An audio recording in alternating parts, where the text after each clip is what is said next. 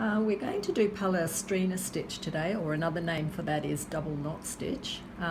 Firstly, I'm going to do it in a sort of a traditional method, which we use as a line stitch, and then I'm going to show you how we do it as a counted stitch to create a little edge for a needle book. So firstly, I'm going to do it as a traditional line stitch.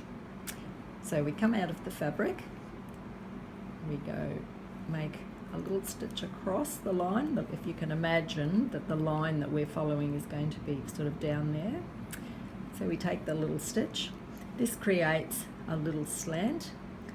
Into that we pass the needle and pull that little stitch to the middle or to the left. Hold it down with your thumb and then go under and create the little knot. We then take that out of the road and we move down a little bit and repeat the process. Basically what we're getting here is a little row of little knots all linked up together. There are also variations on this by taking it a bigger space, and you'll see the difference that happens. The process is the same, we just have little, what I call little legs on the knot stitch. Okay, so that's basically the stitch as a line stitch that we often use in ordinary surface embroidery. What I'm going to do now is show you the stitch as a counted stitch.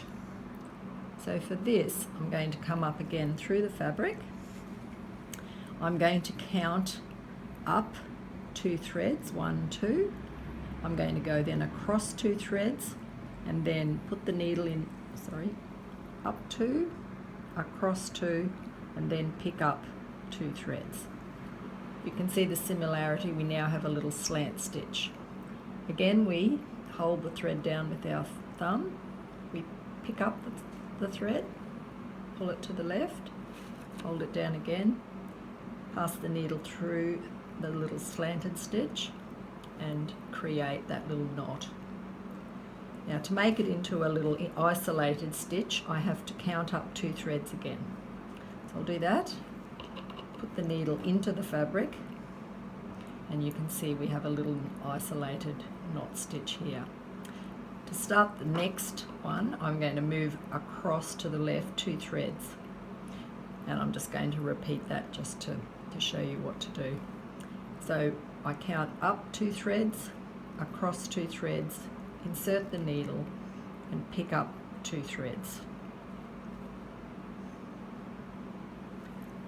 We have that slant forming again. Hold it down with the thumb, pick up the loop, pull that through to the left, hold it again through the loop and hold it. You put a little thread around, almost like a little blanket stitch. You pull that firm and we have the knot. Count up the 2 threads, insert it, and then we've got 2 formed. In the little project that we've been doing in our classes, we've then used this stitch as an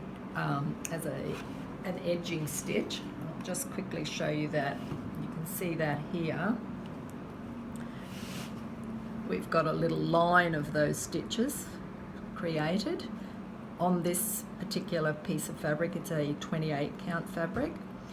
Once we've created that, we then fold the fabric, and you can see the little edge, the little picket edge that's giving, and that's going to be what we use as the edge of our needle book.